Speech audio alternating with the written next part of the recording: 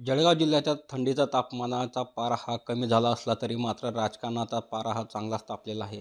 जळगाव जिल्ह्याचा जर विचार केला तर मुक्ताईनगर मतदारसंघामध्ये केंद्रीय राज्यमंत्री रक्षा खडसे आणि आमदार चंद्रकांत पाटील यांची समोरासमोर यांच्या पक्षाची समोरासमोर लढत आहे. याच संदर्भात बोलण्यासाठी आपल्यासोबत आहे आपले केंद्रीय राज्यमंत्री रक्षाताई खडसे. ताई, काय सांगणार? आपल्या मुक्ताईनगर मध्ये भाजप आणि शिवसेना पहिल्यांदा समोरासमोर लढत आहे. यावेळेस पक्षाच्या कार्यकर्त्यांच्या माध्यमातनं आणि मी सुद्धा यावेळेस सांगितलं की आपण मुक्ताईनगर शहरामध्ये भाजपचं पूर्ण पॅनल उभं केलं पाहिजे, कारण की युतीच्या संदर्भामध्ये माझ्याकडे कोणताही निरोप आलेला नव्हता, जेव्हा की मी पण तयार होते युतीसाठी, कारण की शेवटी राज्यामध्ये आपण काम करतो युतीमध्ये. पण तसाही प्रस्ताव आलेला नव्हता. आणि जर तुम्ही आमदार साहेबांचे स्टेटमेंट बघितले, कालही आपले शिंदेसाहेब इथे आले होते, आपले उपमुख्यमंत्री आले होते, त्यांनी त्यांच्या सभेतसुद्धा सांगितलं की ही लढाई त्यांची आणि आमची आहे. पण माझा प्रश्न तर हाच आहे की मी कधी त्यांचं आणि आमचं केलं नाही, कारण की वाद हे आहे हे सगळ्यांनाच माहीत आहे. वादाच्या ठिकाणी राहावं, पण त्याचे परिणाम जर तुम्ही कार्यकर्त्यांच्या निवडणुकीवर जर आणत असाल तर मला असं वाटतं की आज जो मी काही निर्णय घेतलेला आहे स्वतंत्र लढाईचा, तो योग्यच आहे. कारण की शेवटी ही निवडणूक कार्यकर्त्यांची, ही निवडणुकी काही खासदारकीची किंवा आमदारकीची नाही आहे की जिथे आम्ही स्वतः उभं आहोत आणि मग माझ्या विरोधात तुम्ही काही करत असाल तर ठीक आहे. पण ज्या भाजपने तुम्हाला विधानसभेच्या इलेक्शनसाठी मतदान केलेलं आहे आणि तुम्ही सुद्धा सांगतात की भाजपने इथे तुम्हाला मदत केलेली आहे, तर मला असं वाटतं की मग भाजपच्या कार्यकर्त्यांसाठी त्यांनी एक पाऊल मागे घ्यायला काही हरकत नव्हती. पण तसं इथं काही करताना दिसलं नाही. त्यांनी ही निवडणूक डायरेक्ट चंद्रकांत पाटील विरुद्ध खडसे अशी करून टाकलेली आहे, जेव्हा की आम्ही याचं कुठेही असं काही बोललेलं नाही किंवा आम्ही असं बोलतही नाही. मी तर सुरुवातीपासून सांगते की मी या निवडणुकीमध्ये कार्यकर्त्यांसाठी उतरलेली आहे, कारण की हा भारतीय जनता पार्टीचा जो पक्ष आहे, जो मुक्ताईनगरमध्ये गेल्या अनेक वर्षापासनं इथे आहे आणि भारतीय जनता पार्टीमधनंच मी तिसऱ्यांदा आज खासदार झालेली आहे. जवळपास 50,000 ते 60,000चं लीड मला इथे मिळतं. याचा अर्थ आहे की भारतीय जनता पार्टीची इथे ताकद आहे आणि ते स्वतः त्यांनी सुद्धा मान्य केलेलं आहे की भारतीय जनता पार्टीच्या सहकार्याने ते आमदार झालेलं आहे. जर असं असताना सुद्धा इथे कुठे ना कुठे भारतीय जनता पार्टीच्या कार्यकर्त्यांना डावललं जात असेल, तर भारतीय जनता पार्टीचे कार्यकर्ता म्हणून मला समोर येणं ते गरजेचं होतं आणि मी आलेली आहे. हा एक विषय झाला. दुसरा विषय इथे आहे की आज जो विषय घेऊन मी लोकांसमोर किंवा जनतेसमोर जात आहे की मुक्ताईनगर शहराची जबाबदारी ही माझी पण आहे. आज मी तिसऱ्यांदा खासदार आहे, आज मंत्री आहे. पण जे काही इथे मागच्या काळामध्ये अडचणी आणल्या गेल्या आमदार साहेबांकडनं, जे आमच्या कामांना स्टे दिला गेला आणि ज्याचे एव्हिडन्स माझ्याकडे पण आहे, मी दाखवू पण शकते. आणि इथे कामं आम्हाला करू दिले नाही. आज मी क्रीडा मंत्री आहे. क्रीडांगणसाठी मी आज इथे जागा नगरपालिकेकडनं मागते, पण ती दिली जात नाही आहे. याचंच कारण हेच कारण आहे की मी ह्या निवडणुकीला त्याच्यासाठी उतरली आहे की इथे भारतीय जनता पार्टीची आपली नगरपंचायत आली पाहिजे, की जेणेकरून आपण इथे विकास कामं करू शकतो, जेणेकरून इथं कामं थांबवले जाणार नाही, जेणेकरून जे लोकांनी ज्या कामांसाठी आम्हाला निवडून दिलं आहे,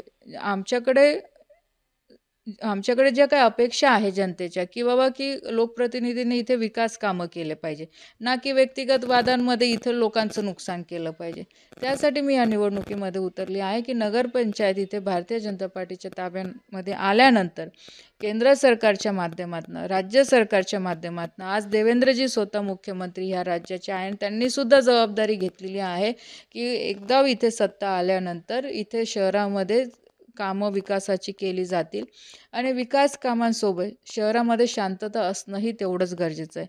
इथे जो काही शहरामध्ये मागच्या काही काळापासून जो इथे सुरू आहे, जो प्रकार सुरू आहे, इथे दमदाटी केली जाते, इथे दादागिरी केली जाते, इथे 2 नंबरच्या सगळ्या उद्योगांना, धंद्यांना इथं प्रोत्साहन दिलं जातं, इथं मुलींची छेडछाड केली जाते. ह्या गोष्टी कुठे ना कुठे थांबल्या पाहिजे. इथे समाजामध्ये वाद केले जातात, जे की याच्या आधी कधीही मुक्ताईनगर शहरामध्ये इथे असं झालं नाही. आज हिंदू असतील, मुस्लिम असेल, कोणत्याही सगळ्या जाती धर्माचे लोक इथे एकत्र राहत आलेले आहे. कधीही असं कोणत्या जातीच्या आणि धर्माच्या विरुद्ध इथे कधी बोललं गेलं नाही. पण आता मागच्या काही दिवसापासून ह्या हळूहळू गोष्टी होत चालल्या आहे, की ज्याचं भविष्यामध्ये रूपांतर खूप विचित्र होणार आहे. आणि कुठे ना कुठे ह्या विभागाची खासदार म्हणून, ह्या गावाची रहिवासी म्हणून, तालुक्याची रहिवासी म्हणून माझी पण जबाबदारी आहे की अशा गोष्टी वेळेवर थांबवल्या पाहिजे. म्हणून मी सगळ्या जनतेला एवढीच विनंती करणार आहे की ही निवडणूक माझी एकटीची निवडणूक नाही आहे किंवा माझी निवडणूक नाही आहे. ही तुमची निवडणूक आहे, ही कार्यकर्त्यांची निवडणूक आहे.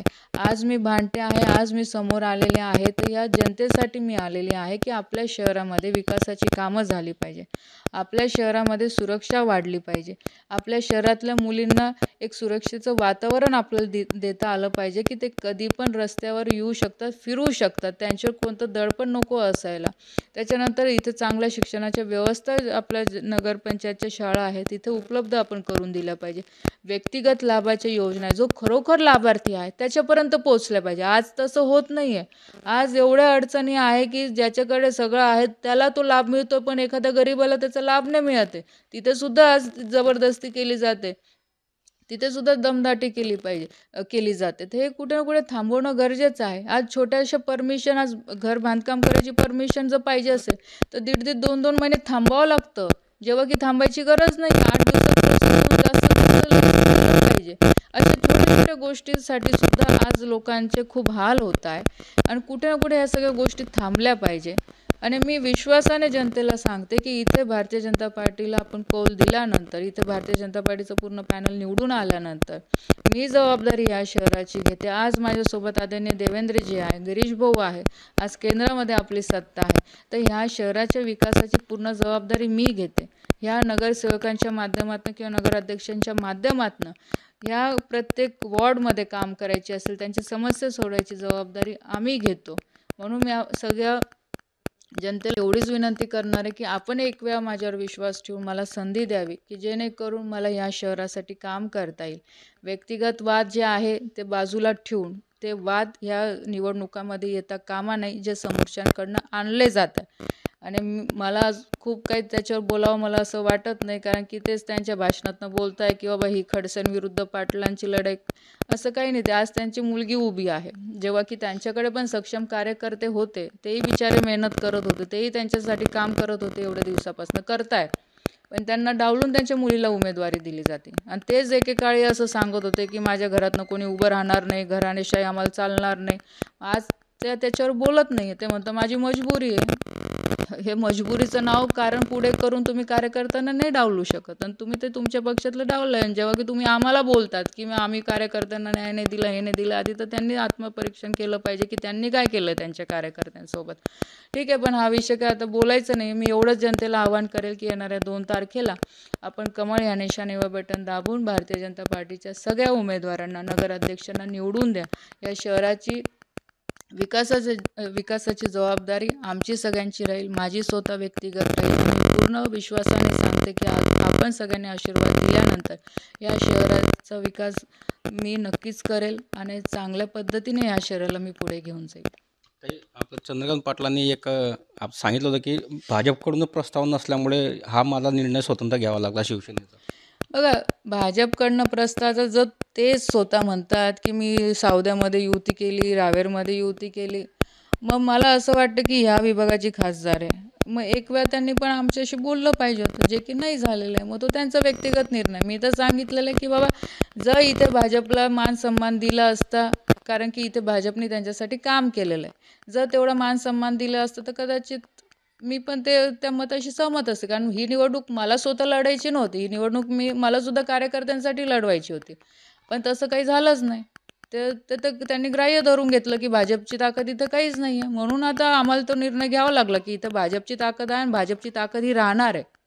राष्ट्रवादीचे काही कार्यकर्त्यांना त्यांनी प्रवेश करून त्यांना उमेदवारी दिलेली आहे, असं देखील त्यांनी आरोप केलेला आहे. मी याच्या आधी पण सगळ्या माध्यमांशी बोलताना सांगितलं की आज चंदू पाटील आमदार ते एवढे जे काही आरोप करतायत, त्यांच्याकडे आज तुम्ही बघा, त्यांची यादी पण बघा की त्यांनी ज्या लोकांना उमेदवारी दिलेली आहे ते सुद्धा राष्ट्रवादीतनंच 2-3 दिवस आधी येऊन त्यांनी प्रवेश केलेला आहे सेनेमध्ये आणि त्यांना उमेदवारी दिली गेली. तर मी केलं त्याच्यात वाईट काय?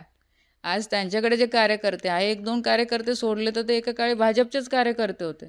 आणि आत्ताही जे त्यांच्याकडे उमेदवारी जे 3-4 लोकांना दिलेली ते पण राष्ट्रवादीमधनंच गेलेले आणि ते पण आत्ताच गेलेले या काळात. असं पण नाही खूप आधी. आताच 2-3 दिवस आधी जाऊन म्हणजे उमेदवारीच्या 2-3 दिवस आधी जाऊन त्यांनी प्रवेश घेतला आणि त्यांना उमेदवारी दिली. याच्यात वाईट काय? याच्यावर तर बोलूच नाही त्यांनी.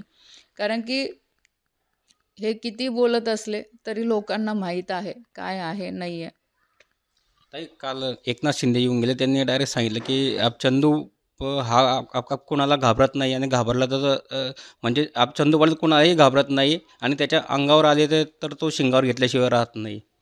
मग आता बघा त्यांच्याच उपमुख्यमंत्र्यांनी हे मान्य केलं की ते कोणाला घाबरत नाही, ते शिंगावर घेतात. याचा अर्थ हा जे आहे की त्यांचेच स्वतःचे उपमुख्यमंत्री आदरणीय शिंदे साहेब हे मान्य करताय की आमचा आमदार हा किती खुन्नस काढणारा आमदार आहे की इथे लोकांना दडपशाहीच्या प्रेशरखाली ठेवून ते कामं करून घेतात. हे तर आता त्यांनीच स्वतः उपमुख्यमंत्र्यांनीच मान्य केलं. भीती असावी, नक्कीच असावी, पण ती चांगल्या कामासाठी असावी. ना की कोणावर तुम्ही दादागिरी करून, कोणावर प्रेशर टाकून तुम्ही त्यांच्याकडनं काम करून घेणार. ना की त्या 2 नंबरच्या धंद्यांना इथे प्रोत्साहन देणार. इथे सर्वसामान्य जनतेने जर तुम्हाला निवडून दिलेलं आहे, तर त्यांच्याशी पण तुमचं नातं तेवढंच घट्ट असणं गरजेचं आहे. एवढी दमदाटी ह्या शहरामध्ये कधी याच्या आधी झालेली नाही आहे आणि आम्ही होऊसुद्धा देणार नाही. तर एक खडसे आणि पाटील याच्यामुळे जनतेचं काही यामध्ये नुकसान आहे का? विकासावर काही खीळ बसलेली आहे का? बघा मी आधीच सांगितलं, माझ्याकडनं तर कधी आत्ता जेव्हापासनं या निवडणुकीच्या रिंगणात मी उतरलेलं आहे, तेव्हापासनं तर आजपर्यंत माझ्याकडनं असं स्टेटमेंट गेलेलंच नाही आहे की खडसेंविरुद्ध पाटलांची लढाई आहे. ही सरळ सरळ जनतेसाठी मी ह्या निवडणुकीमध्ये उतरलेले आहे. जो काही प्रकार याच्या आधी पण मी सांगितलं की जे शहरामध्ये जे वातावरण सुरू आहे, एक भीतीचं वातावरण आहे. इथे ह्या सगळ्या 2 नंबरच्या गोष्टींना प्रोत्साहन दिलं जातं. आज इथल्या मुली सुरक्षित नाही आहे. ह्या विरोधात मी ह्या निवडणुकीमध्ये उतरलेले.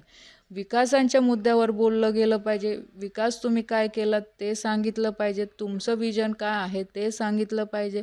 फक्त खडसे, खडसे किती दिवस तुम्ही तसं करणार आहे? ताई आपल्या मुक्तानगरमध्ये आपण भाजपने पॅनल उभं केलेलं आहे. विकासाचं एक विजन काय आहे मुक्तानगर शहरासाठी? नक्कीच विजन हेच माझं राहणार आहे की पहिले एक तर हे शहर सुरक्षित करणं. इथे चौकाचौकामध्ये CCTV कॅमेरे बसवणं की जेणेकरून आज कोथळी गाव असेल, सालबर्डी गाव असेल, अशा अनेक आजूबाजूच्या गावामधल्या मुली इथे शाळेत जातात, पायी जातात. कोणी सायकलवर येतं, कोणी स्कूटीवर येतं, कोणी बसमध्ये येतं. तर ह्या मुलींना एक सेफ एन्व्हायर्मेंट देणं अत्यंत गरजेचं आहे. आज महिलांना घराच्या बाहेर निघता आलं पाहिजे. आज सुरक्षित त्यांना वाटलं पाहिजे. ना की इथं रस्त्यावर चौकाचौकामध्ये मुलं उभे राहतील आणि त्यांच्या कमेंट पास करतील आणि शिट्ट्या मारतील. हे वातावरण ह्या शहरात नको आहे. म्हणून पहिली काळजी ती घेतली जाणारी की महिलांची आणि मुलींची सुरक्षा. दुसरं जे लोकांना इथे अपेक्षित आहे की आज आपलं तालुक्याचं ठिकाण आहे, तर इथलं मार्केट चांगलं झालं पाहिजे. इथे महिला बचत गटांसाठी इथे चांगलं उद्योगाची व्यवस्था इथे उभी झाली पाहिजे. जे व्यापारी आहे त्यांच्यासाठी व्यापारी संकुल इथं उभं केलं गेलं पाहिजे. ज्या शहराचे रस्ते असतील, कॉलनीतले रस्ते असतील, तिथली ड्रेनेज सिस्टीम असेल, वॉटर सप्लाय स्कीम्स असतील, ह्या आधी पूर्ण केल्या पाहिजे आणि त्या व्यवस्थित पूर्ण केल्या पाहिजे.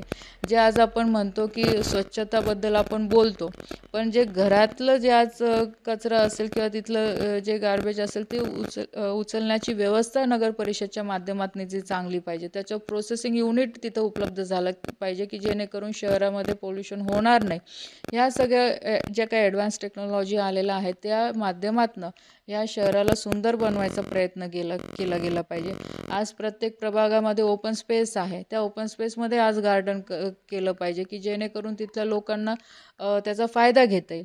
आज इथे मला एक चांगलं क्रीडांगण इथं उभं करायचं आहे की ज्या माध्यमातून इथल्या मुली असतील, मुलं असतील ते क्रीडा क्षेत्रामध्ये पुढे जाऊ शकतात. आज जे व्यसनाच्या नादी लागत आहे, या मुलांना स्पोर्ट्सकडे कसं वळवता येईल याच्यासाठी मला प्रयत्न करायचा आहे. आज कोणताही खेड्यातला माणूस इथे आल्यानंतर किंवा त्याला इथे राहायला यायची इच्छा असेल, तर त्याला इथं समाधान वाटलं पाहिजे की इथे सगळं सोयीसुविधा आहे, इथे आम्ही सेफ आहोत. हे एक फिलिंग त्यांच्या मनामध्ये असणं अत्यंत गरजेचं आहे आणि हे सगळं विजन आम्ही घेऊन चालतो आहे. इथे जे आज मुक्ताई मुक्ताई नावाने आज आपण मुक्ताई नगर आपलं गाव ओळखलं जातं. आज मुक्ताईचं मंदिर आहे. आई मुक्ताईच्या आशीर्वादाने आज सगळे लोक इथे आज राहत आहे. तर हे तीर्थक्षेत्र आहे. हे तीर्थक्षेत्रही तेवढंच पवित्र असणं गरजेचं आहे. आज आपण बघतोय की मेन रस्त्यानेच तुम्ही सगळीकडे जा तर सगळीकडे दारूचे दुकानं आहे. आज सरसकट दारू विकली जाते रस्त्यांवर. जिथून छोटे मुलं जातात, जिथून आज बाया जातात, मुली जातात. आज सगळ्या जिल्ह्यातले वेगळ्या जिल्ह्यातले लोक इथे आई मुक्ताईच्या दर्शनासाठी येतात. काय आज त्यांच्या समोर जात आहे की आजूबाजूला सगळे दारूचे दुकान आहे. हे कुठे ना कुठे बंद झालं पाहिजे. नक्कीच आपण बघितलं की खडसेच्या नावाने राजकारण होत नाही, तर विकासाच्या नावाने राजकारण केलं पाहिजे. आणि हेच विकासाचं विजन ठेवून आम्ही डोळ्यासमोर भाजप ही मुक्ताईनगर नगरपंचायतमध्ये निवडणूक लढवित आहेत आणि नक्कीच आमचा विजय राहिल्याशिवाय राहणार नाही, असा ठाम विश्वास केंद्रीय राज्यमंत्री रक्षा खडसे यांनी व्यक्त केला आहे.